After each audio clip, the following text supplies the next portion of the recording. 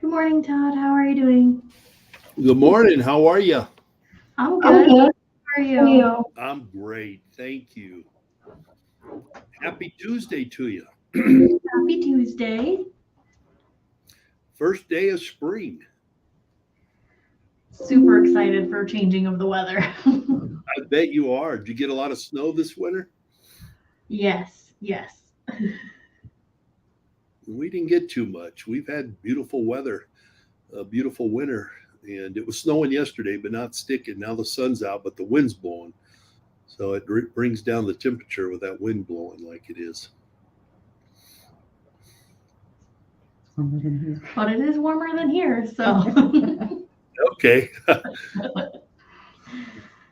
I'm ready to come out and do some fishing in Wyoming this year. Bring my grandson out. That'll be fun. Yeah.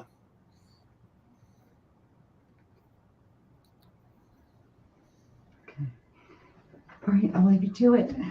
Hi, Todd. I was just making sure everything was set up okay. Yep, we're good to go. I just need the PowerPoint. However you guys do it, I'll follow your lead and instruction.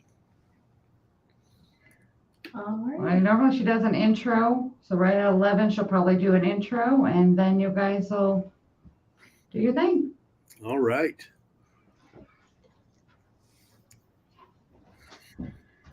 Now, part of this presentation, did you get the message that I was interviewing you, Bobby? Bobby walked away. Oh, she did. I teased her. Sorry, what was that? I'm sorry. She's back now. Sorry about that. I was going to say, did you get the notice that part of this presentation I was going to interview you? You were going Oh, no. No, I did not. I'm covering phones so that doesn't interrupt you guys. No, that's fine. I'm happy to do this for you. I appreciate it. All right, I'm gonna go text Jeff in case you have technical problems. Okay.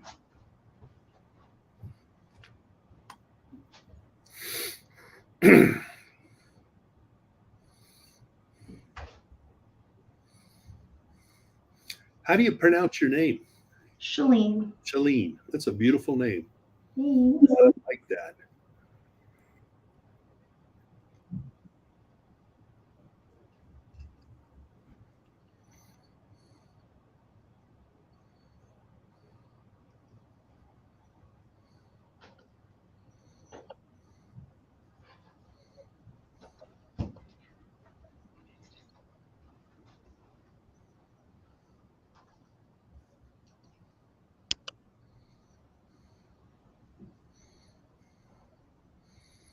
So the PowerPoint will be up, and do I click it or do you click it?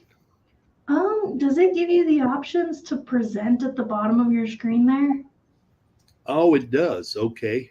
So you might be able to hit that present button and it goes share screen. Or you have the PowerPoint. I don't have it up. okay. So then I will share my screen and then set it up and then just kind of follow along with you. Okay. All right, so he's in the background if you need any assistance. Perfect. All right, you guys have fun. All right. Do you want me to hit the buttons or you're going to do it, Shalene? I'll go ahead and hit all the buttons. We're gonna figure it out as we go. All right. We'll just give it a couple more minutes to see how many people show up and then get going. Did you get my email last week? I got your email. It bounced back, and I felt bad because I had an appointment that came in, and I couldn't do the recording. And I don't think you got notice that I sent you an email. I did not get the notice on the appointment, but I got the one afterwards. So I totally understood afterwards. All right. I am so sorry. It was a client that just walked in, and I'm like, oh, my goodness. Oh, well, this will work out, right? Yeah.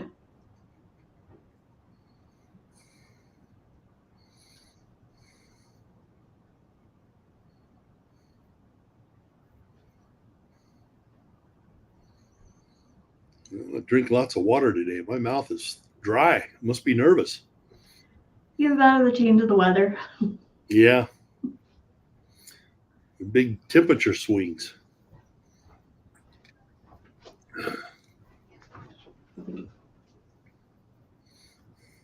Yes.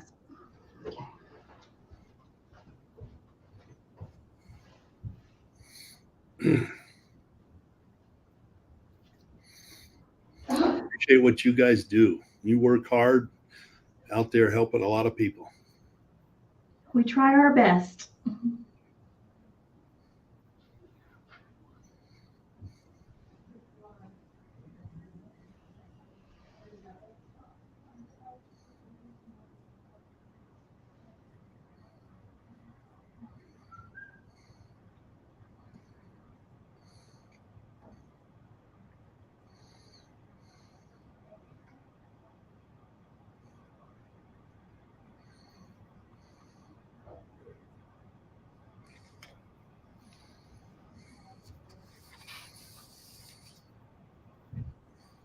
And then I do have the chat open up as well. So if there is questions, I'll let you know. Okay. Do you do that during the presentation or after? Probably right afterwards. We'll sit and go through all the questions. Wonderful.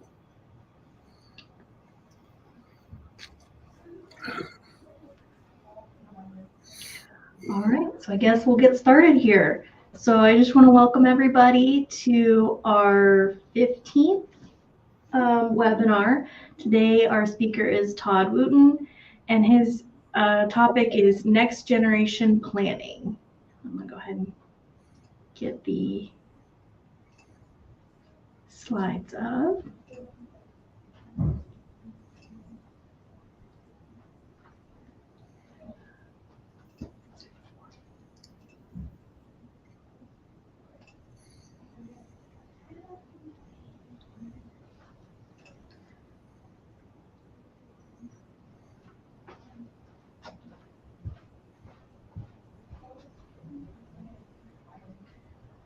All right, and can you see it?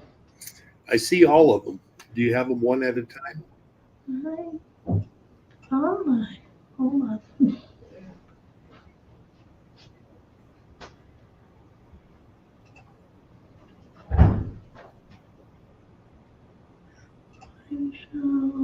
From beginning.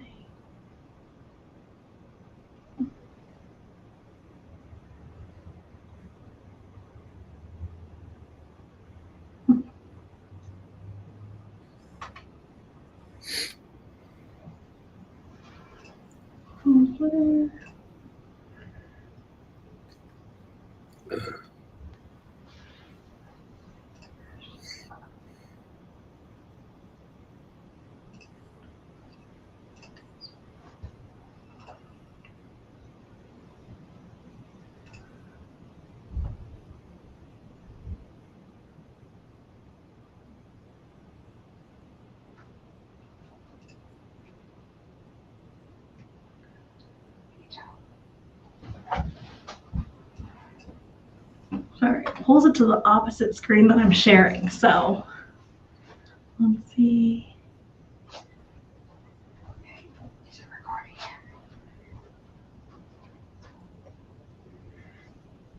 I'm gonna add Jeff here real quick and see if he can walk me through it. Okay. Hi, Jeff. How are you, sir? You're muted. Oh, I'm muted. Not you, Jeff is.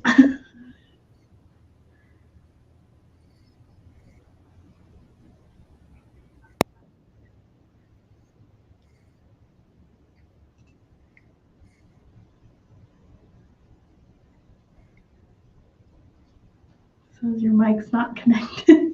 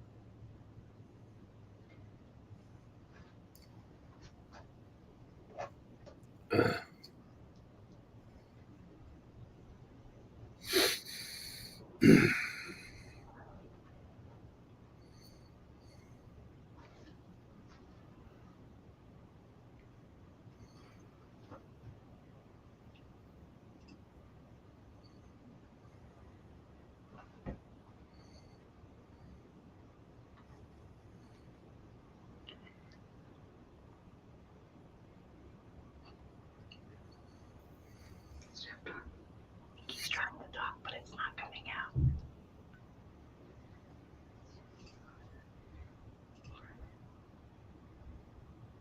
You have control of it. Unmute him.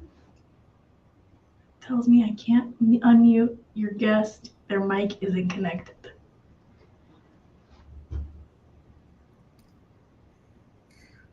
Good old technical difficulties, huh? Yep.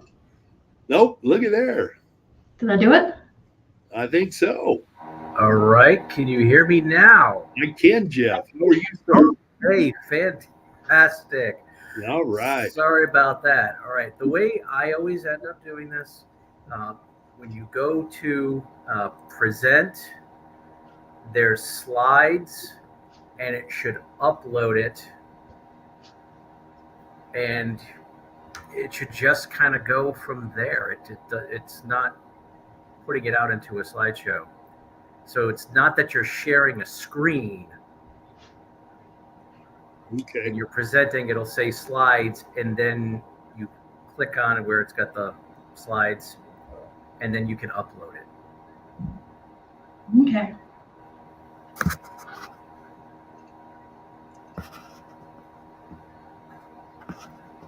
So we're going to get Shalene to be a YouTube veteran pretty soon. There you go.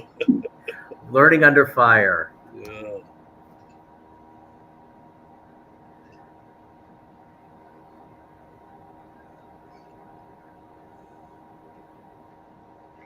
I think I got it to where I can share the screen part, but I'm going to do the other way too, just so that we have it. Okay. Okay. Not sure if it'll let you do both. Okay. So we'll start from here. If it has an error, I'll do the downloading and getting it into the thing after that. Okay. Just because I already got it up now.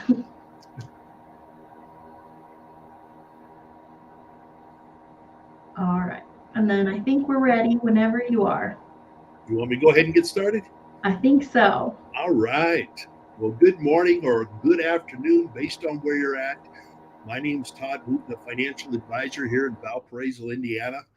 And I just want to say thank you for allowing me to be a part of a presentation, hopefully to share some ideas, concept, a couple nuggets that can help both the attorneys as well as the advisors working together collectively for our clients. And today's topic is just really next generation planning. Pretty simple. And you know what I really believe is that we're getting the money ready for the kids, but we're not getting the kids ready for the money. And I may take it a step forward where maybe we're not getting the money correctly ready for the kids, because a lot of times we send taxable money to the children who are in a higher tax bracket in their peak earning years. So we want to talk through some ideas and different things to help sort that out. Take forever tax to the land of never taxed. So we'll go to the next screen. And when I give a seminar on legacy planning, I'm always reminded of the story of the young man studying at McDonald's. He's a college student. He's sipping on a Diet Coke while he's studying for this exam. Up comes this beautiful red Ferrari. Out gets this very expensively dressed young man. He's got the alligator shoes, the tweed pants, the silk shirt. He comes in, gets a meal, sits not too far from the young college student, and begins to eat his meal. And the young college student couldn't help himself.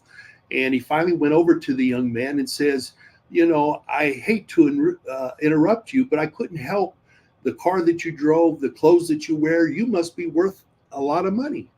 Well, the young man looked at the college student and said, well, I'm worth about $1 million. Well, the young college student says, well, how did you acquire so much at a young age? And the young man replied to him, you see, 3 years ago, my father passed away and left me a $5 million IRA. So the moral of the story is that they didn't really get the kids ready for the money, and he spent through taxes, spent through buying things rather than planning for his own future. And sometimes we have to protect the kids from themselves. Go ahead and, all right, in the next 2 decades, approximately $70+ trillion will go through a wealth transfer. And statistically, 90% of assets will leave the firm. That's a lot. Now, we don't have that problem here because we work with both generations, the wealth holders as well as the inheritors, and we bring and build strategies that bring the two together. Estate planning is an important and often overlooked part of everyone's financial legacy plan, and it's both for the wealth holders and the inheritors. Estate planning is making informed decisions before someone else makes them without your input. I believe that if you own something and you love someone, you plan for it, because if you don't, others will input and it may not be what you want. Money is always there, but during that transfer, it just simply changes pockets. It goes from the wealth holder's pocket to the inheritor's pocket, but the money is always there. If you want someone to water the flowers at your grave, you've got to talk to them beforehand. It's so critically important to communicate and to share and to talk. I'm a big believer in having family meetings. Sometimes people don't like to talk about the number part, but you all should share the planning part to be able to do that. The problem is, in the old planning, is we had estate planning, which is really death planning. You know, people do a will or they do a trust and they die and the monies are distributed out, and it's just really death planning. But people have a lifetime of assets and experiences. See, they have wisdom, values, and insights, and to pass on to the next generation. But it often doesn't happen because people view estate planning as death planning, and there's not a lot of communication and transfer of those values. And we want to change that a little bit with the new estate planning, the new legacy planning, where we're combining the wealth holder and the inheritors coming together. There's 3 phases in generational planning. One is the clients. They're the wealth holders. They're the parents now and the kids later. Then we have the children and the grandchildren, who are the inheritors. And there's a lot of family dynamics and communication that takes place there. We've all seen great stories. We've all seen terrible stories. We've all seen dysfunctional families, and we've all seen things that just flow together. And I believe that planning is such a critical part, as well as communicating, because every family has their own unique dynamics. And then you have the professionals. That's you and I, the attorneys and the advisors, working collectively for the benefit of the client. And I believe that when we come together as an ensemble, an interdisciplinary practice, working on behalf of the wealth holders and the inheritors, it helps us to keep the money in the firm. It helps to relieve problems and for the parents to carry out their wishes. Now, a lot of times I'll ask questions, key questions to clients. I'll ask them, and maybe you can pick up a couple nuggets or utilize these, is who do you love? What do you own? Who can I trust to direct this money after I cannot? whether it be a stroke or death? How and when should my kids or grandkids have direct control over the property? I know for my own children, I have to protect them from themselves. They're adults, but when they get money in a lump sum, they're going to spend it. They have good jobs. They're great fathers. They're great parents and husbands. But, when it comes to receiving an inheritance, they've not had that before. And will this money help them or hurt them? If given a choice, do you want this money to be taxable or tax-free? And we're going to talk a little bit about some of the planning strategies from the advisor perspective and working with the attorneys that really help bring the two together. There's 4 statements that I usually ask people, and I'll tell them, you have a blind spot, and I want to help you protect them from it. We've all been in a situation where we're in our car or truck driving, and we want to trade lanes, and then we start to exchange lanes, and then we realize there's a car right next to us, and that car was in what we call our blind spot, and we jerk and bring the car back over simply because we couldn't see it. And I believe when it comes to estate planning and financial planning, there are blind spots that people don't really see, and they're not aware of them. No planning will have a ripple effect across multiple generations. And I believe if you own something and love someone, you develop and finalize a plan to implement it for the good of the family. And I'll ask them, when was the last time you did something for the very first time and it was picture perfect? So we only die once. We usually only retire once. And that's why working collectively with the team, that we can work together to be able to help you do it the right way, picture perfect. Because on our own, none of us have done something for the very first time and it was picture perfect.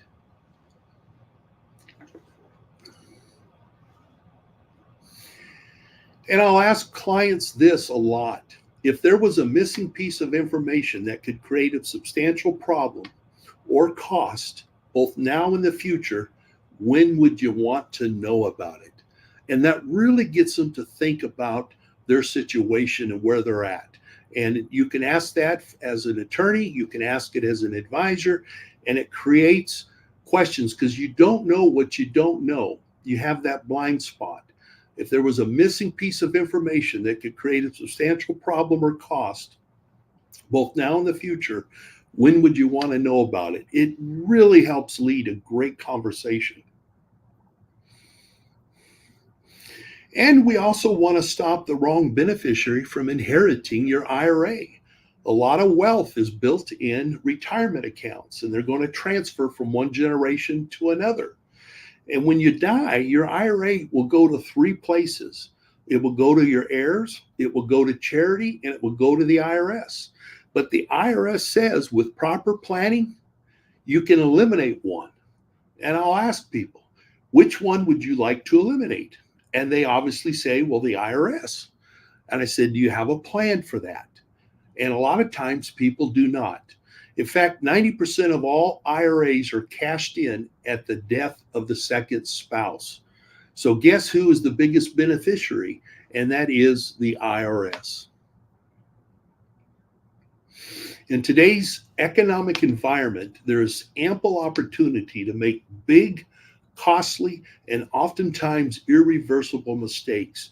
We've seen that over and over, both from an attorney and an advisor perspective, where people simply didn't know what they didn't know. They had a blind spot, made a decision based off the opinion of somebody, and just did very elementary planning and created a substantial problem for their heirs.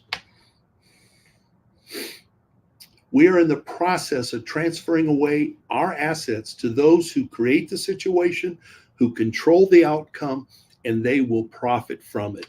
And we need to eliminate that.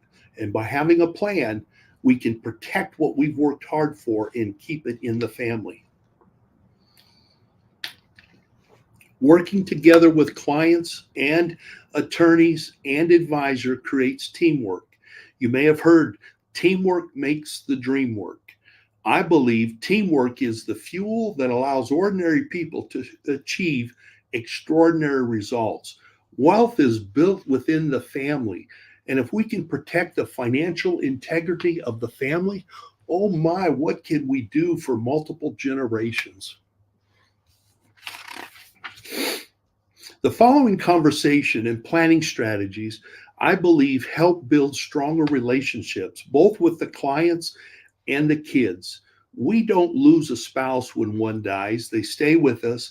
And we keep a large percentage of the children, because when the children know how we treat and take care of mom and dad while helping them mitigate taxes, my goodness, they stay on board, they hire us, and we continue to do planning. And I think there's an opportunity to do estate planning for the children as well as the parents. And if we open up the door and begin to build relationships and implement certain strategies, it can go a long, long way. So I want to talk about something I draw on the board. It's called the Smart Money List. And basically, we have free money, which is you can gift money. I believe it's $18,000 this year. We have inheritance, so that's free money. People inherit money. And then we have the 401k match, where you work for an employer, and you put in $1, they match it. There's about $27 billion of unmatched funds that are not taken advantage of today. Then we have what we call tax-free money. And I always tell people there are two tax rules. There's one for the informed and one for the underinformed. It's what we don't know. And I won't get into the detail of these, but muni bonds are tax-free. The interest, if it's purchased correctly within your state, an HSA, health savings account, is a wonderful thing because you get to deduct it, get to defer it, and you get it tax-free for qualified medical expenses. We also have the Roth, and we have life insurance, and those proceeds are normally, depending upon the estate, are tax-free. And then we have tax deferred. That's the 401k, the IRA, the non-qualified annuity, where we're deferring the taxes till the end. And then we have taxable money. And that's everything else in which we pay taxes each year. But I have $1 in front of me, and I'll illustrate this. I said, if we took this $1, we doubled it every year for 20 years.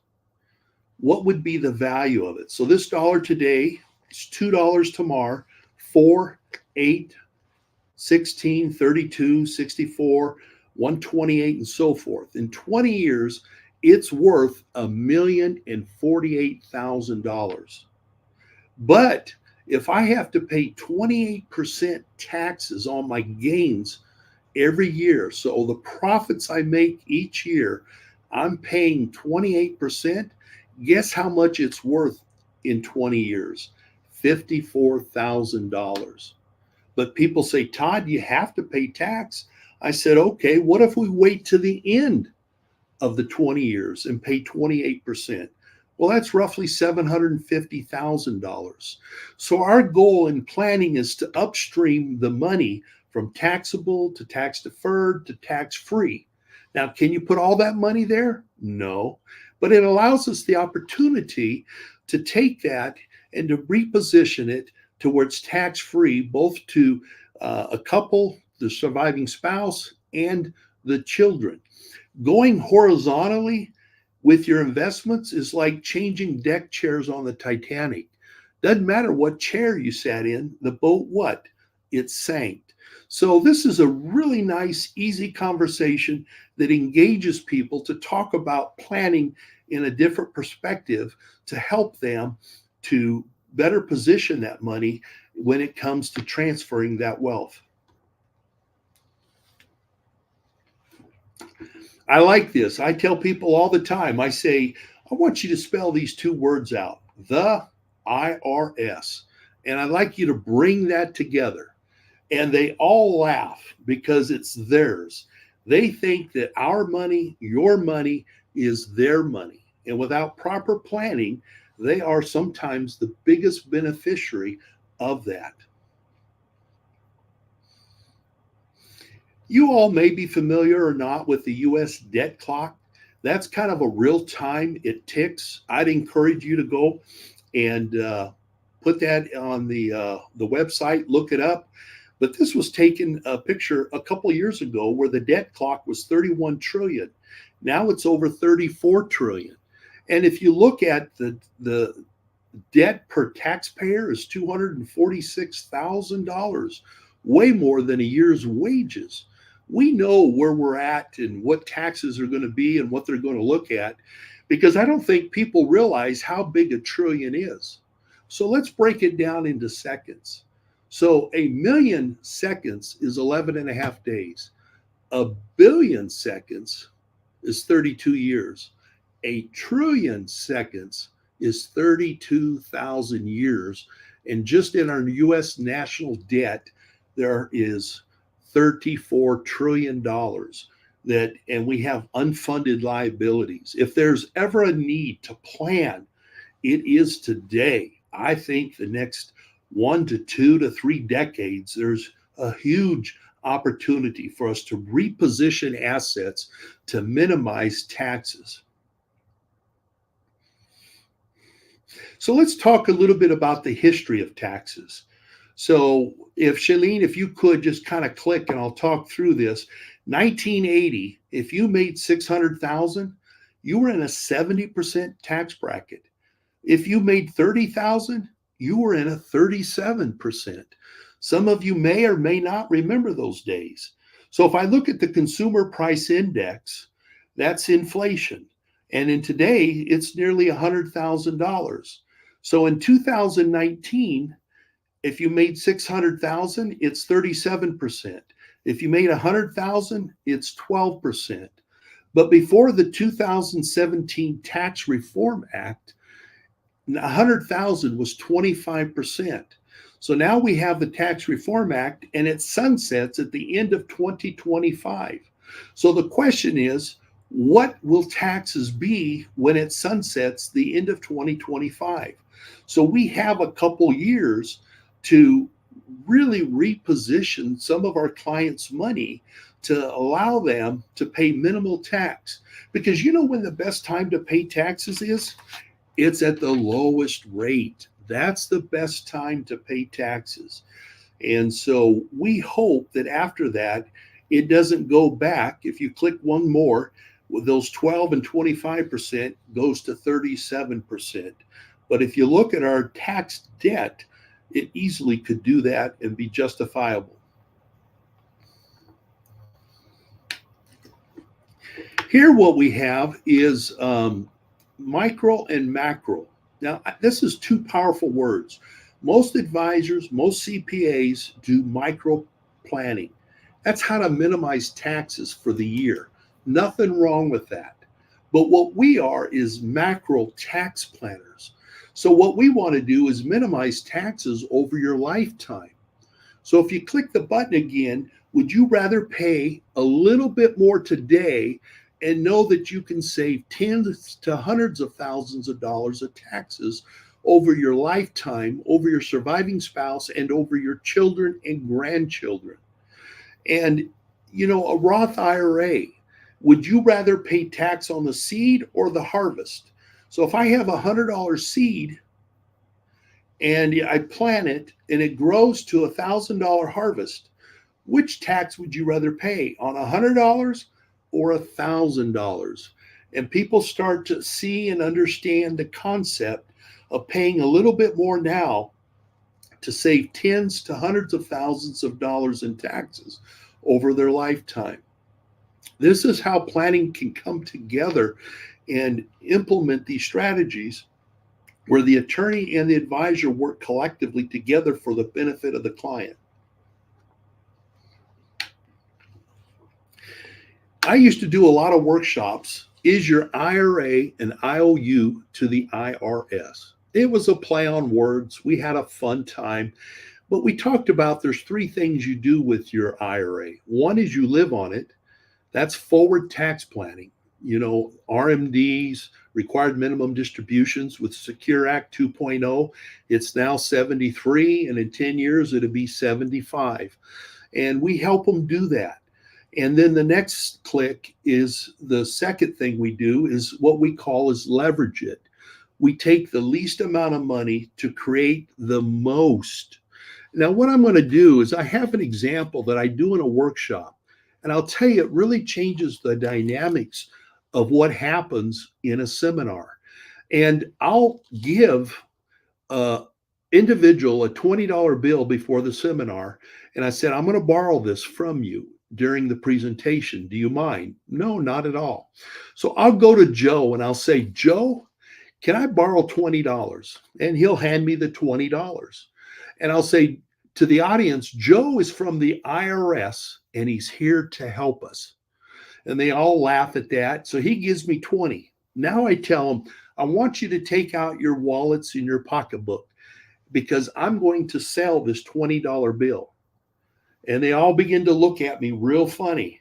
And over time, I said, I'm serious. I'm going to sell this $20 bill for $10. So who can give me a $10 bill? So the first one that gives me a $10 bill, I give them the $20. And now I have a $10 bill. And I'll go, Susie, how did that make you feel? She said, I loved it. I said, would you do it again? Absolutely. How long would you do it? I'd do it forever. Then I'll say, I'm going to sell this $10 bill for $5. So now they're getting their pocketbook out a little faster. And so somebody will give me a $5 bill and I'll go through the same process. How did that feel? Would you do it again? How long would you do it? And now they're laughing, they're engaging, they're involved. And I said, I'm going to sell the $5 bill for $1. And now they're rushing to get their money out. And then they'll give me $1 and I gave them a $5. And we talk about, the leverage and how good that feels to be able to leverage your money. And then I'll go back to Joe, who is from the IRS, and I say, Joe, here's your $1 back. And they all laugh because he gave 20 to give $1 back. And I'll say, some of you chose not to participate. A few of you chose to participate. And for the very first time, you know what it's like to feel like the bank. They all laugh. I said, I just taught you the velocity of money. I distributed $35 for just $19. I said, I want you to think about that. We just distributed $35 for only $19. And I'll say, who was the biggest winner? Sometimes they'll come up and say, well, I got the 20. I said, you're right. You get to buy dinner tonight. They all laugh.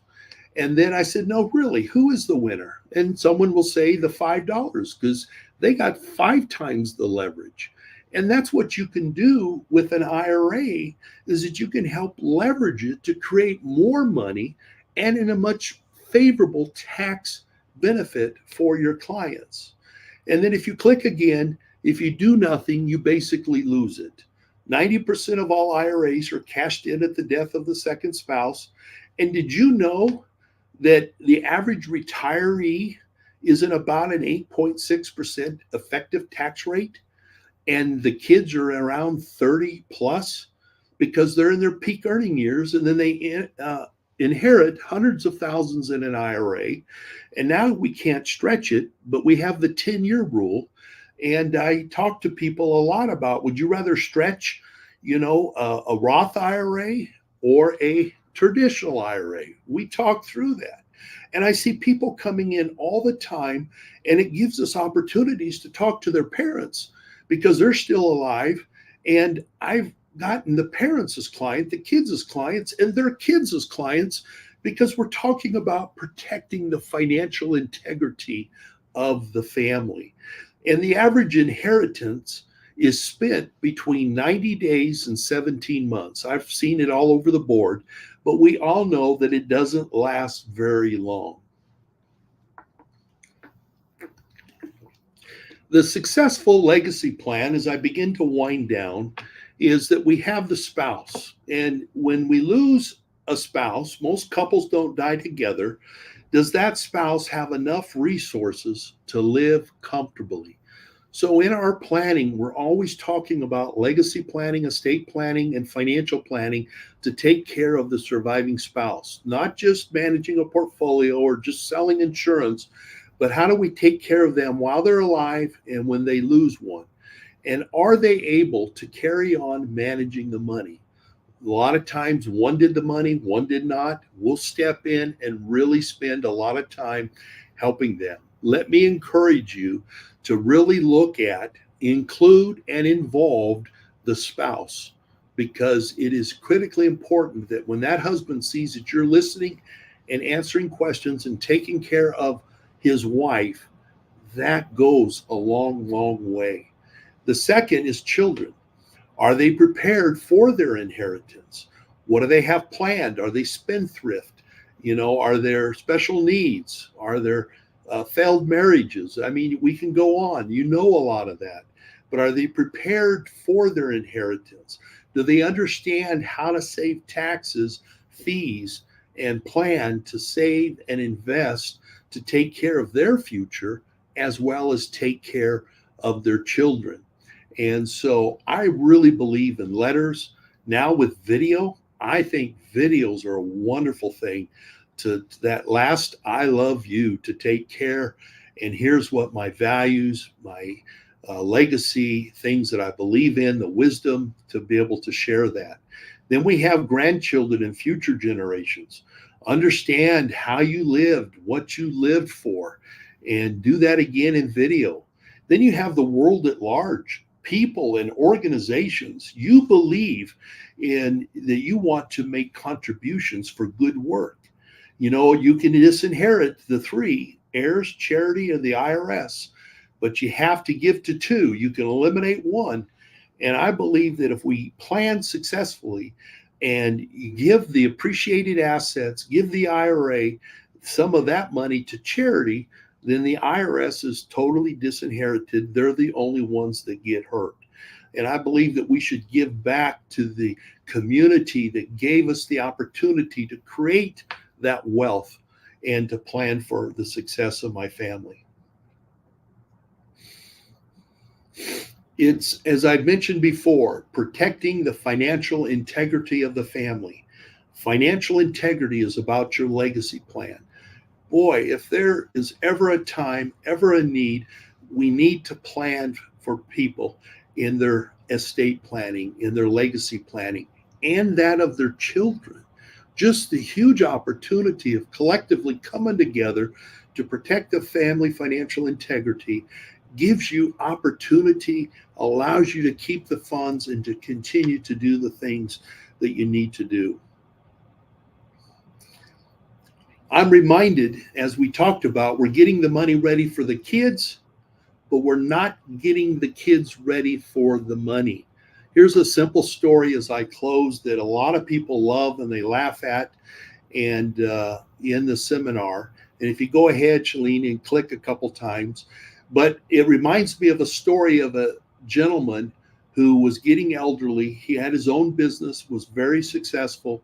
He was in his library by the fireplace reading a book. He had asked for his son to come in and he wanted to talk to him. So his son went into the library and he went there and he said, "Son, you know that I'm getting older. One day this business is going to be yours. But before I start to talk about that, I want you to go out and earn $300. So the son left and went out, and mom was right there and said, "What did dad say?" "Well, he eventually wants to pass the business on to me, but before he starts that conversation, he wants me to go out and earn $300. Well, mom says, "Listen, don't worry about earning the $300. I'll give you $300. In 2 days, you can go back in and see dad." Well, 2 days come by, he goes in, says, "Dad, I earned the $300 you required of me." Well, without looking, dad takes the 300, throws it at the fireplace. "Dad, what are you doing?" "Son, I told you to go out and earn $300. So he left, and mom asked, "How did it go?" Well, he threw it in the fireplace. He said, "I've got to earn $300. "Well, let's wait a week. Let's put some dirt on you. Let's make it like you've been out working, and I'll give you $300. So he goes back into Dad and said, "Hey, Dad, I really earned this $300. Dad just takes the money, throws it in the fireplace, and said, "Son, I told you to earn $300. Dad, that's now $600 that you burned." So he left. Mom said, "What? How did it go?" "I have got to go earn $300. "Well, let's figure out a plan," Mom says. He said, "Absolutely not. I'm going to go earn $300. So he went out and did chores, he did jobs, and he earned his $300. So he comes in to Dad. He's sitting there on his chair reading a book by the fireplace. He said, "Dad, I truly, truly, truly earned $300. Dad takes the money, throws it in the fire, said, "Son, I told you to earn $300. This time the son jumped in the fire, pulled out his $300, said, "Dad, I earned this." He said, "I see now that you earned the $300. And so, with our kids not being prepared, not working, they're sometimes not ready for it, and you've got to protect them. And I think that if you bring the kids and you bring the parents, the wealth holders, and the inheritors together, building a tax efficient wealth transfer strategy, we have the ability to better serve our clients, increase customer satisfaction, and retain opportunity to continue to do business multiple generations. Most people have an idea of how much they have, but many don't have a good idea what to expect from what they have or how it will affect their kids. And I often ask after a question, do you have a plan in place for it? My definition as a pilot, I never would fly anywhere without a flight plan. But how many people have a financial flight plan? And plan I break down is one is to protect. The best way to make a lot of money is not to lose a lot of money. It's to mitigate risk. And it's not just investment risk or market risk, but it's inflation, it's interest, it's longevity, it's healthcare, it's estate tax. All those things is about mitigating risk. The second is L is leverage, taking the least amount to create the most with a level of certainty that is completely tax free. And A is to accelerate growth. We need a growth bucket. We want to double, if not triple, our clients' money in their retirement years. And the last thing is to neutralize taxes. People do not like paying taxes. They've worked hard. They did what the government had asked. They paid themselves first. They lived within their means. And now they have a nest egg. But that nest egg is infected with taxes because so much of that is in retirement accounts. So we're not about tax mitigation, but all about tax evasion, but we're all about tax mitigation, how to minimize that. And that type of planning brings the attorney, brings the advisor, brings in the client, the wealth holder, brings in the kids, the inheritors together to put together a plan. And next generation planning, we're getting the money ready for the kids, but we're not getting the kids ready for the money. And there's opportunity in the next 2 decades. There is going to be $70+ trillion that are going to transfer. And if there's ever a time for us to come collectively together in an ensemble, in interdisciplinary practice, coming together in workshops and collaborating together for our clients and helping them leave the legacy they intend to do, because they're not familiar. They don't know what they don't know. There's blind spots, and they're counting on us to help them realize and to see opportunity to better protect the financial integrity of the family. Hopefully you got a couple nuggets. Hopefully you got a couple phrases or questions or statements, maybe an idea to help you better your practice and better serve your clients. So I want to say thank you for allowing me the opportunity. I just appreciate all that you do. I appreciate what Shalene does, what Bobby does in the estate planning. I'm just a big believer. If you own something and you love someone, you plan for it. Thank you. All right. And I just wanted to open it up for questions in the chat. If anybody has any, we're happy to go over them. There is a little slight lag, so it might take a moment. Hey, can you all see this? Mhm. This is something I put in a family estate organizer, and it says, warning, stop, do nothing. You must talk to Todd Wooten, and they sign it. But this helps bring the kids back into us. This is a great flyer, a great document to hand out. And I tell you, kids will bring this in and says, Mom and Dad sign this saying we have to talk to you. So if you'd like this, I can get a copy over to you all. And I forgot to share it with you or put it in the presentation. But this little flyer goes a long ways. Sorry about that, but I wanted to add that because it's of value.